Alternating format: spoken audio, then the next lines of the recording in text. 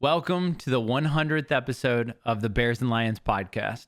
First and foremost, I just want to say thank you from the bottom of my heart. Thank you to you, the listeners, those who liked, commented, subscribed, followed on social media, shared the podcast, the DMs that I received over the last year saying that a certain episode or a certain conversation encouraged you, or a certain topic that I spoke on was a topic that was really needed to hear.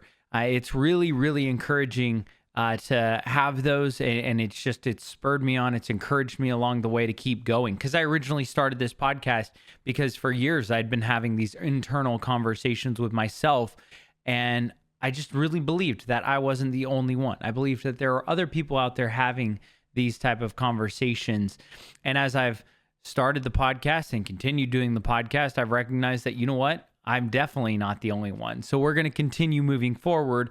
And honestly, this podcast, I originally just wanted to get to like episode 21 because there was some statistics that came out that said if you did 21 episodes, you were in the top 1 percentile of podcasters. Now, I'm sure that's a little different with the boom of podcasts over the last few years, but I'd say being at episode 100, we're probably up there.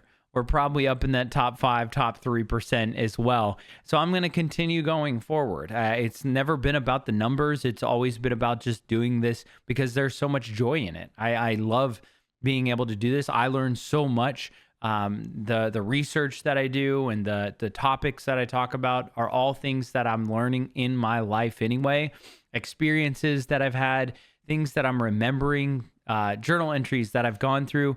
It's just a great refresher because I really believe that we need to be reminded more than we need to be taught. And so today's conversation, we're going to go through the top 8 lessons that I believe are from the first 100 episodes. And so we'll just start off with lesson number 1, how to build confidence. And this is from episode 13, but this is a viral tweet from Alex Hormozy that you don't build confidence by shouting affirmations in a mirror, but by having a stack of undeniable proof or undeniable evidence that you are who you say you are. So outwork your self-doubt.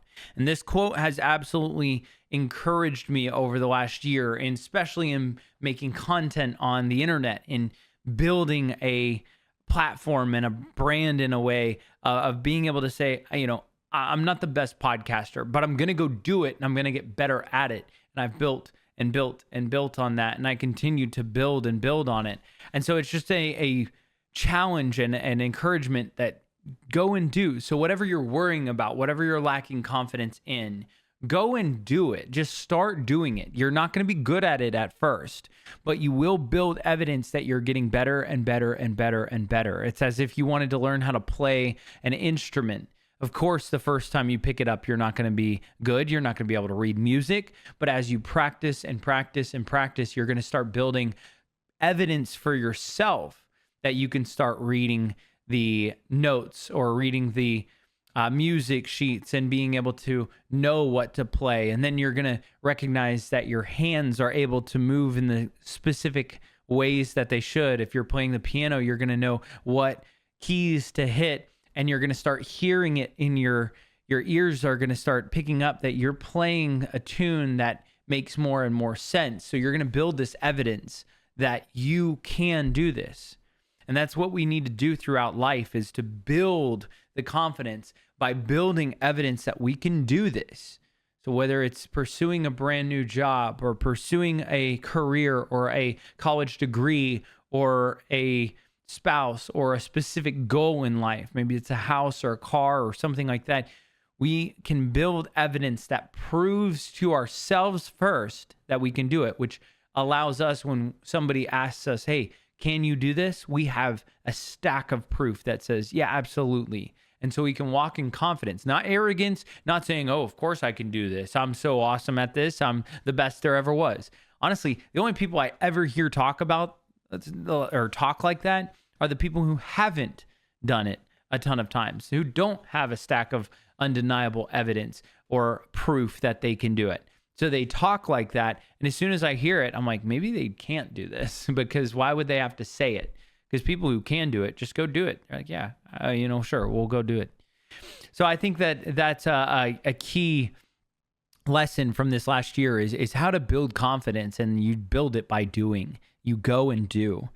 So I hope that throughout the next year of doing this podcast, we'll continue to build a platform and build evidence of branding, build evidence of getting better and better at podcasting.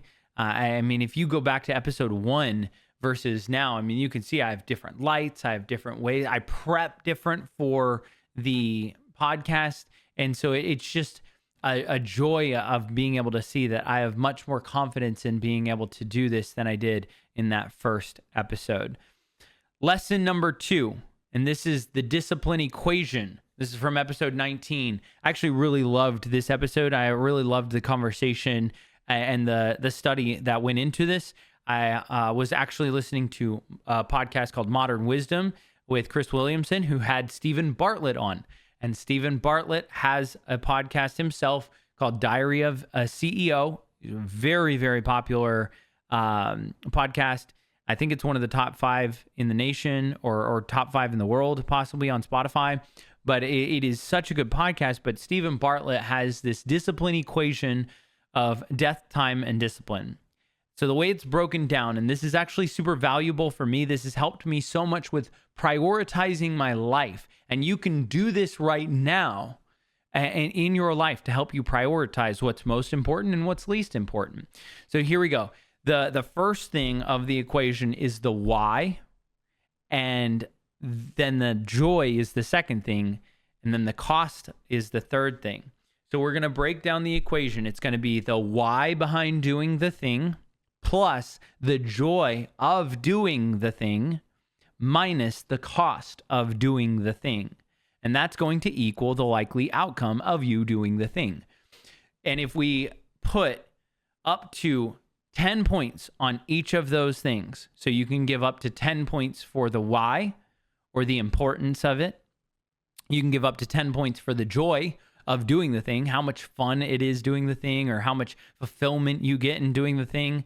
And then you can put 10 points for the cost of doing the thing. So how much responsibility it takes, how hard it is, how difficult it is, how much it physically costs, how much it monetarily costs, things like that can be on it. So you can actually do this, and I'll break it down like this. I have the example for you here. I have 2 different examples. So you can actually do this right now in your life, but the why of how important it is to do this. So we're going to say this podcast. How important is this podcast to me? I'm going to give it an 8 because it's very important, but it may not be the most important thing in my life, but it's very important to me. And so it's going to be 8 plus the joy of doing the thing. How much joy do I get from doing the thing? I'm going to say an 8. It probably is closer to a 9 or a 10, but just for the example's sake, we're going to say 8. So right now we have 8 plus 8 equals 16, right? But now we're going to minus the cost of doing the thing. So how much does it actually cost? A little bit of time, a little bit throughout the week, recording time. Sometimes I have to say no to things. So we're going to say the cost, it's bigger than 5, but less than 7. So we're going to say 6. So we've got 8 plus 8 minus 6 equals 10. So we're net positive 10 points right now. So it's very likely that I'm going to continue doing this podcast because it's giving me the purpose of the why, and the joy is also there, the enjoyment of it, and the cost is still pretty low. Now, flip side, we're going to go and we're going to use this equation for other things that we might prioritize. And so we're going to say something that I used to actually really like to do. I used to like to go out to bars. I used to go out a little bit more often back in my 20s, than more often in my 20s than I did in my 30s, but I still enjoyed it for quite a while. But now, what is the why? How important is it? Well, the why behind going out is that's where I really socialized mostly.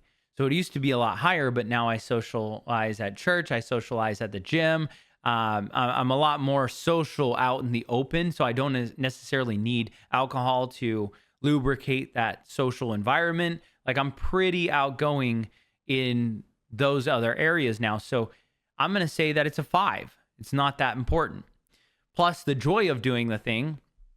I get a lot of enjoyment in the moment while I'm out at the bar, but then I don't enjoy the second portion of that at all. So we're going to actually only give that a 4 because although it's really fun for a little bit, it's not very fun later on. And so that really outweighs it. So we're going to say the joy is 4 and then minus the cost. Usually it's very expensive to go out to the bar. It's dangerous. You also don't just lose that night or whatever you were doing that night. It's fun for a little bit, but then you usually will lose the next day if you're hungover or you need a time of recovery. So I'm going to say the cost is actually really high. I'm going to say the cost is 9. So right now we've got 5 plus 4 minus 9. That equals 0. So that is at the bottom of the totem pole of importance for me. It's a 0. And I actually have a list of things where they're labeled, where I've done this equation that's helped me determine what's most important in my life between the why and the joy minus the cost. And then there are some things that have a very high why, less joy, and a little bit of a cost. So those are where it's not a huge priority, but because the why is so high, sometimes I'll move those a little bit just so that I can make sure that I continue to prioritize. But I have a bunch of things that I've numbered by using this equation. And I think that it's a valuable equation that you should write down and you should utilize at least a little bit to prioritize some of the more important things in your life.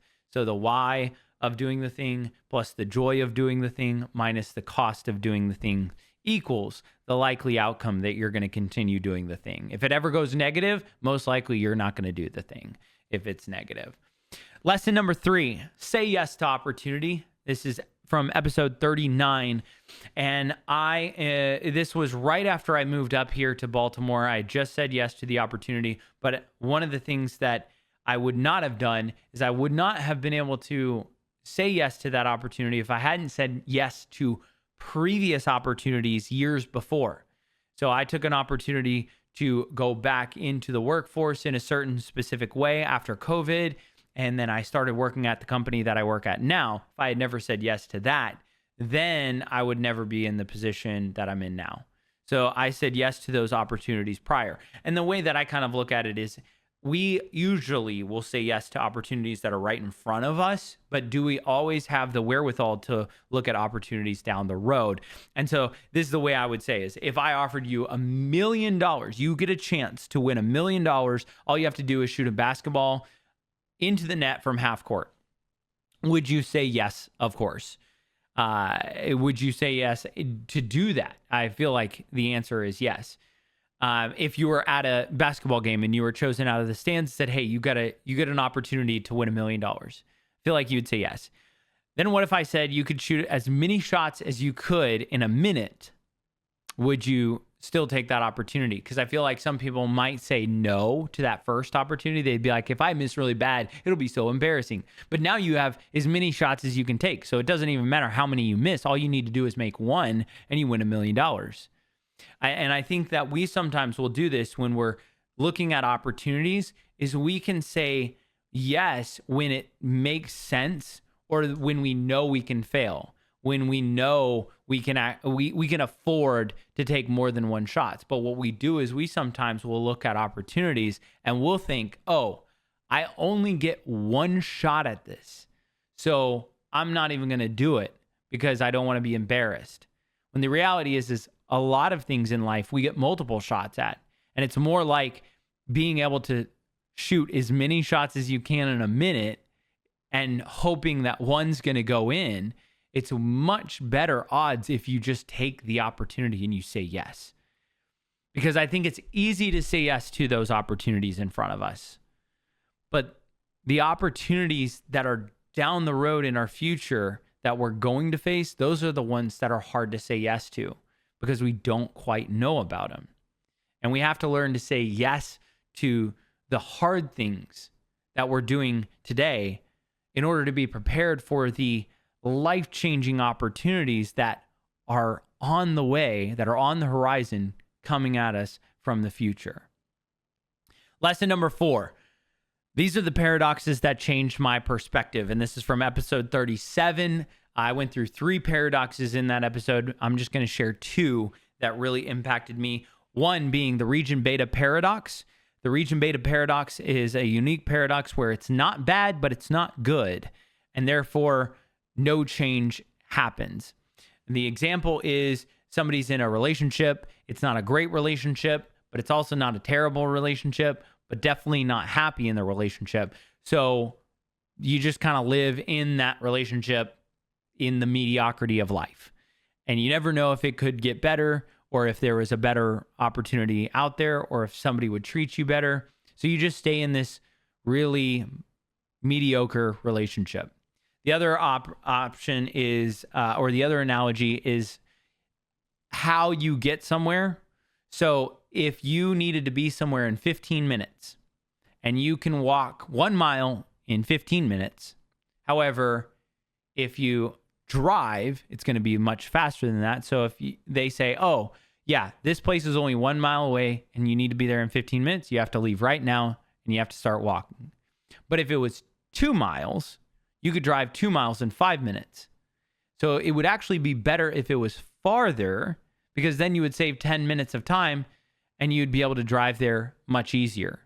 So the region beta paradox, I started looking in my life, and the more that I've been accustomed to it, and the more I've looked for it in my life, I've recognized that there are certain things in my life that as soon as I say, man, things aren't that great, they're not bad, but they're not that great, what I do is I start looking and I start asking myself the question, if it was a little bit worse, would I make a change?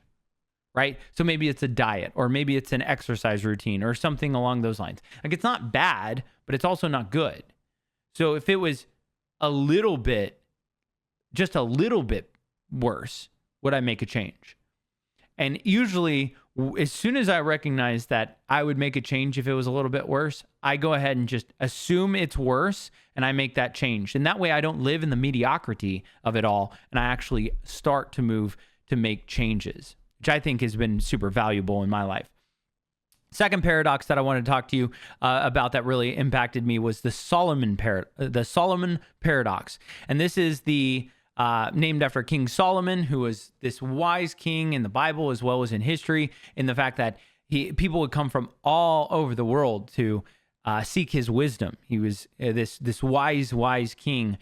And what was really shocking and surprising is that his life was pretty shambly. I mean, he was in shambles a lot of the times. If you read the scriptures, you can see that not a lot of things went well for him. He didn't listen to his own advice. He gave great advice, but he didn't listen to his own advice. And we all do this. And I've kind of kept a little bit of track of this now, especially as I've gone through these podcasts, and I've really brought it up in the forefront of my mind. But we can give somebody great advice. You know, they come and they say, hey, look, I'm in this relationship, and my girlfriend or my boyfriend is doing this, this, and this. And we're like, man, that's not healthy. Like, I feel like you either need to leave or need to take a break or something. But then in our relationship, or our boyfriend or our girlfriend, we are going through the exact same things, and they say, man, that seems unhealthy. We go, no, we're going to make it through. We're going to find a way. We're going to make it through. It's like, you're not really taking your advice, but okay.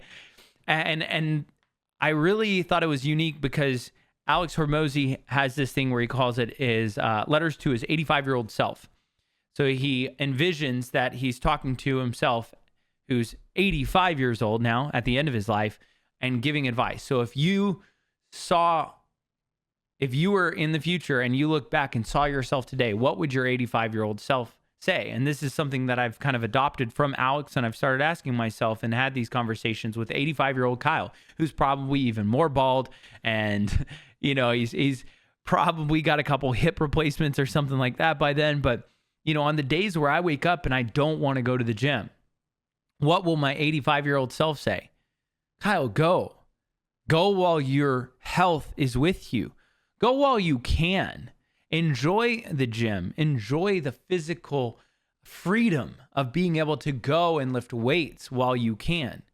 Because I can only imagine myself at 85 may not be able to do that, right? If you get the opportunity to say yes to golf with the friends, or to say yes to hang out or go to a really awesome concert or something along those lines, it's the perfect opportunity to say yes. Because you know what? When you're 85, you may look back and say those were great memories where you got to experience things with others, because maybe you don't get to experience much anymore.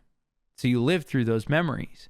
So the Solomon paradox, I think, is a really good perspective building, just a mindset, a paradox where it helps you with perspective. And on the days where I don't want to do something, I talk to my 85-year-old self. And a lot of times he'll talk me into doing it. Not because he's hardcore, but because he misses it and he wishes he could still do it. So I want to enjoy it for him. Lesson number 5, standard operating procedures. This is from episode 79. SOPs changed my life. I love standard operating procedures. That's what SOP stands for. I've known about them for a long, long time. I used to work at Panera Bread, so we had standard operating procedures to make sure that if you were getting a mac and cheese bread bowl in Tennessee, then you would get the same exact type of mac and cheese bread bowl in the cafes that I helped open in Louisiana. And making sure that things are consistent. SOPs create consistency. I have standard operating procedures for the times I go to bed. I have standard operating procedures for when I wake up. I have standard operating procedures for the food I eat now. It's actually been so freeing, and it opens up so much more time because I'm not snacking or trying to overeat. It's made so much. I've saved money because of the standard operating procedures, but I have these operating procedures where I wake up at a certain time in the morning, and I have a standard operating procedure where I read my Bible in the morning because it sets the tone for my day, and it's something that I really want to do throughout my week and throughout my life, so that I'm not just a hearer of the word, but I'm a doer, right? I'm somebody who actually can walk the walk and talk the talk, somebody who, when they look at me, they say, oh, that guy actually does what he says because he has a stack of undeniable proof, right? He's been doing this.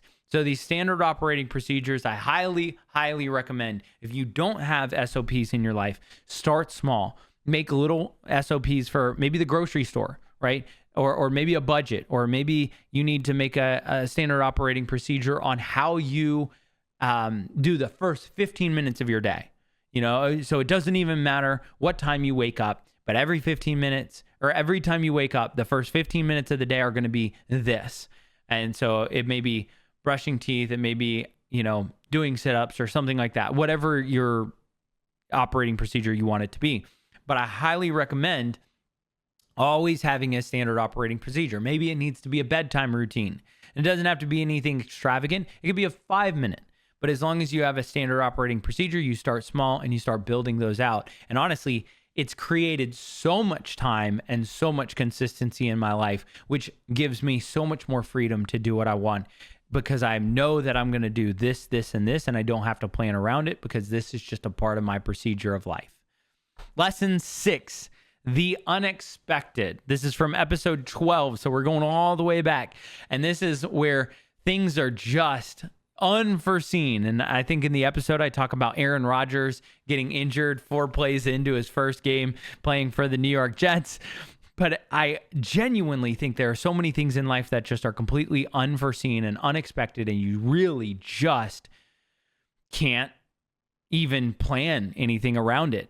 But how do you handle that when things are unexpected? How do you handle the pressure? How do you handle the anxiety? And there's a great video on YouTube, and if you just type in Jocko, Jocko, and then good, the word good, you're going to get this awesome short video that just, it hits the brain stems and it gets you ready to run through a brick wall. But it's regardless of whatever happens, you just say good. And what that does is it allows you to move on. It allows you to recognize, you know what? This didn't go the way I planned. Good. Now we know. This really hurt. That breakup, I thought I was going to marry her. Now she's, with this other guy. Good. Because now I can move on. I don't even know how this happened. Everything's fallen apart. Good. Because now I understand that things can fall apart and I can prepare a little bit better down the road for these things. And this segues into lesson 7, which is it's my fault, or taking extreme ownership. And this is from episode 41. Jocko Willink also has a book called Extreme Ownership. I encourage every single person to read it. It is a super valuable book. Doesn't matter what area of life you are in, whether you're a manager or an employee or a husband or a father or a mom or a spouse. Everybody should read this book because it helps you understand the importance of being able to say it's my fault and taking ownership of something. Because when I say it's not my fault, I abdicate and lose my ability to change the circumstances of it. But when I say that it is my fault, that's when the ownership moves to mine now. And I own that now because it's my fault. And it gives me the opportunity where now I can do something about it and make changes. So when you say it's my fault, it's not going into the world and just saying, that's my fault. And now that's my fault. And that's my fault, right? It's not like you go outside and you see a really nice car and you say, that's my fault. Ownership. I now own that car because it's my fault. No, this is recognizing that there are things that go on in your life and it may not even be your fault. So like a breakup, for example, a breakup where she cheats on you and you're like, this isn't even my fault. It's her fault. She cheated on me. Okay, you can say it's her fault, but that usually drags a bunch of other people into it. Also, you end up probably with disagreements with friendships and things like that, and it can actually end up hurting much more down the road and losing a lot more than just friendships and distrusting all other people. So it may impact future relationships as well. Or you can say, you know what? It's my fault. Even though it may not be, you can take responsibility and take ownership of it. And you can say, you know what? It's my fault. It's my fault that I didn't create an environment in our relationship where she never felt the need to cheat on me. And then you start making changes, and your next relationship, you build the environment where your next girlfriend never feels the need to even go that direction. And of course, things happen. But it's much easier. I've spent and wasted so much time in my life where I was blaming other people, saying it was their fault and it was their fault and it's this fault. It's their fault that I'm the way that I am now, instead of taking ownership and saying, okay, it's my fault. And as soon as I say it's my fault, now I can start working on it. And now I can start changing. And now I can actually start doing the things that I want to do and making the changes that I want to make. Because until I take ownership, it's somebody else's fault. Therefore, they're in control of any of the circumstances that are around me. I don't get the chance to change those circumstances. So taking ownership and just saying it's my fault, I think that is one of the top lessons that I've learned over the last year and over the last 100 episodes. That leads us to lesson 8.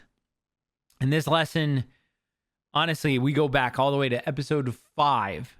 This is probably one of my favorite lessons I've ever learned in my life. But this is what you do in the dark. And it's just by, happenstance that the Summer Olympics are going on right now. But this lesson is so important, and it's from a Under Armour commercial with Michael Phelps. And this is probably my most viral clip from this podcast. It's me talking about this Under Armour episode or Under Armour commercial with Michael Phelps. And Michael Phelps is training for the Olympics, and all you see him is swimming in a dark pool. And he's swimming and training, and you can tell he's working really hard, but nobody's around. And at the end of the commercial, he stands up and a light shines behind him, and you hear the roar of the crowd. And then Under Armour has on the commercial, it's what you do in the dark that puts you in the light. Rule yourself. And I still get chills when I watch that commercial. But there's so much truth in that statement. It's what you do in the dark that puts you in the light. D.L. Moody said it this way: character is what a man does in the dark. I think the lesson is that if you want to be the person you say you want to be, then what are you doing when nobody is around? Are you letting things slide? Are you talking a different way? Are you using different language? When nobody else is around, are you changing the way that you kind of walk or talk or live? Are you making shadier decisions because nobody's around to see? See, if you want that stack of undeniable proof of you can walk the walk as much as you can talk the talk, then all of that is what you do in the dark that puts you in the light. I love what 1 Timothy 5:25 says. It says, in the same way, the good deeds of some people are obvious, and the good deeds done in secret will someday come to light. What you do in the dark will put you in the light. I cannot tell you the amount of times when I have sat here and not wanted to post an episode. And I've missed episodes, but there are times when I just know that whatever I'm thinking or whatever conversation I'm having, I need to post. And there are days when I will sit here and not want to post an episode and be like, should I even post this? Because I don't know if I'm good enough. I don't know if this podcast will ever take off. Maybe I should quit. But it's the days where I've prepped and I've done things, the podcasts I've listened to, the books I've read, the studies I've read, and I just keep doing it and keep doing it. And you don't get to see that behind the scenes stuff. All you see is this. All you hear is the podcast when it's posted on Spotify. But there's hours of prep that sometimes goes into certain conversations. And I want to make sure that I walk the walk. And on days where I don't really want to do that, I'm reminded of you guys, and I'm reminded of this. It's what you do when nobody else is watching. So I continue to post, and I continue to do this. And honestly, episode 100, I am so excited about the future. I cannot wait for what's to come, because I know that we're going to continue to build that stack of undeniable proof that we are who we say we are. We're going to continue to grow the brand. We're going to continue to pour in. We're going to continue to upgrade or change or adapt as we can. But we're just going to continue to post. It's never been about the numbers for me, but it is about impact.